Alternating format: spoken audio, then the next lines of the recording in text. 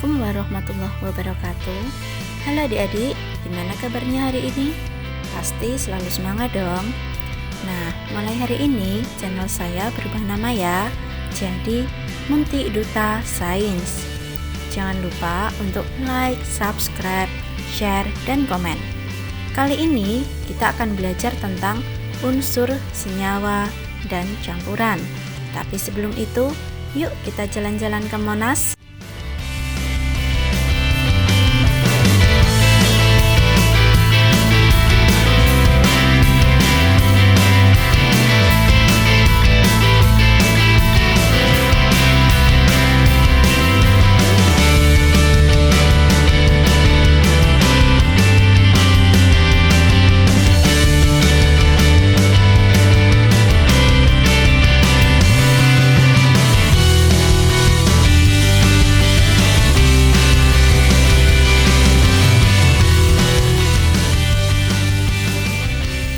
Wow, sangat mengagumkan sekali ya Tugu Monasnya.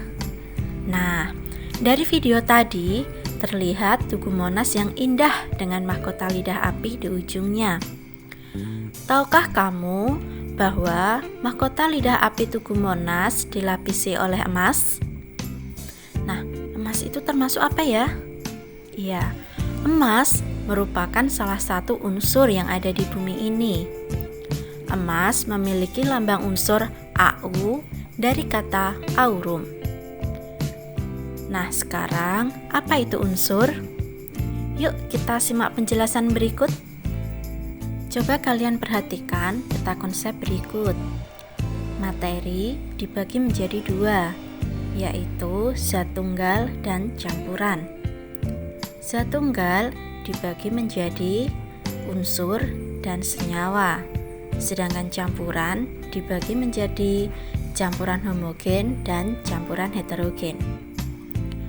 Unsur adalah zat tunggal yang tidak dapat diuraikan menjadi zat-zat lain yang lebih sederhana melalui reaksi kimia biasa.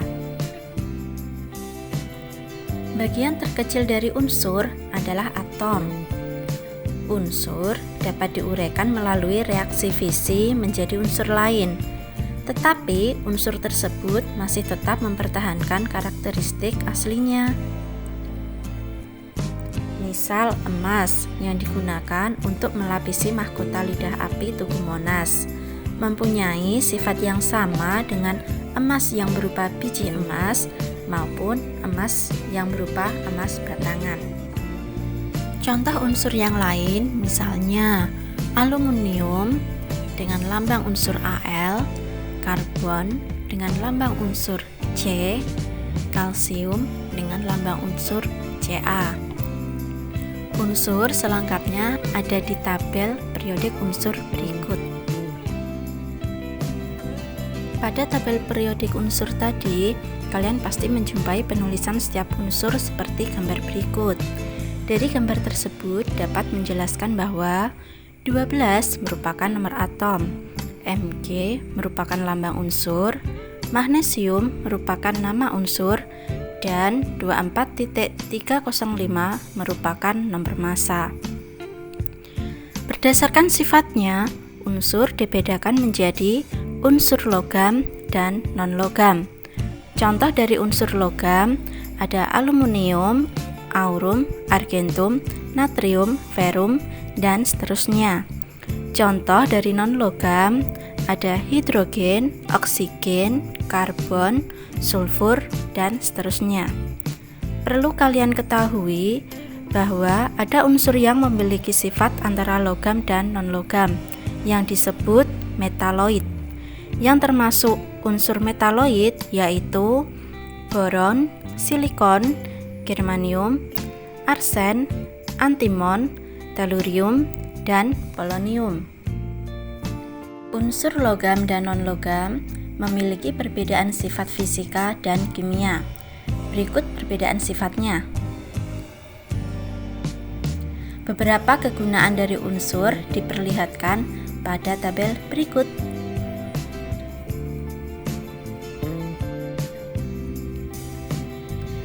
Selanjutnya senyawa. Kalian perhatikan, Di sini saya mempunyai satu atom C dan satu atom O. Jika keduanya berikatan akan membentuk CO atau karbon monoksida.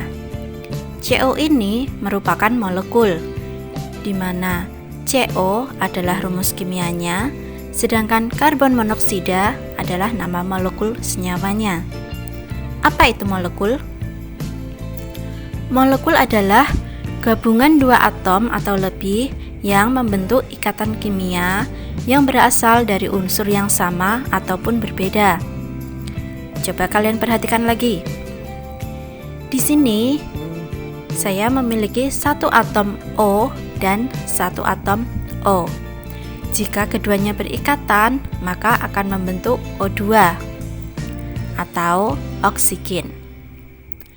Dua atom atau lebih dari unsur yang sama ini disebut molekul unsur.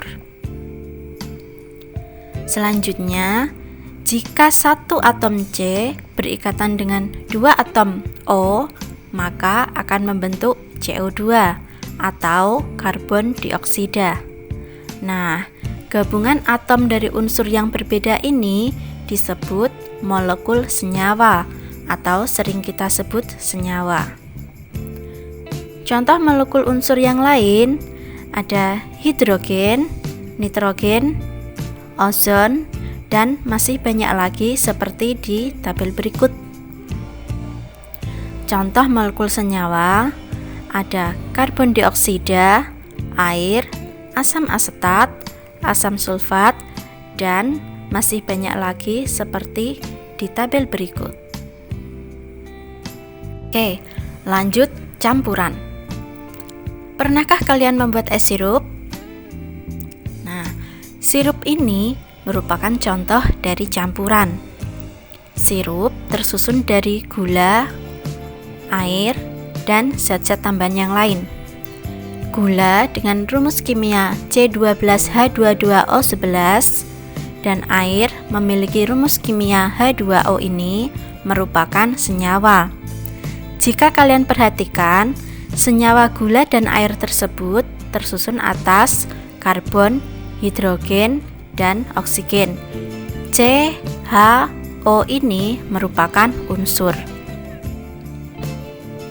Dari campuran ke senyawa atau sebaliknya memerlukan proses perubahan fisika. Sedangkan senyawa menjadi unsur atau sebaliknya memerlukan reaksi kimia. Contoh lainnya adalah udara. Udara dalam kompresor ini merupakan campuran yang tersusun dari karbon dioksida, karbon monoksida, dan uap air yang merupakan senyawa. Senyawa-senyawa tersebut tersusun dari karbon, hidrogen, nitrogen, dan oksigen yang merupakan unsur dan molekul unsur. Tahu dong tentunya yang termasuk unsur dan molekul unsur. Campuran dibagi menjadi campuran homogen dan heterogen. Campuran homogen adalah campuran yang komponen penyusunnya tidak dapat dibedakan lagi. Campuran homogen ini sering disebut larutan. Contohnya, larutan gula, larutan garam, sirup, campuran air dan jeruk, campuran air dan sabun, dan lain-lain. Campuran heterogen adalah campuran yang komponen penyusunnya masih dapat dibedakan. Contoh, campuran pasir dan kerikil, susu, asap, udara, air sungai, dan lain-lain.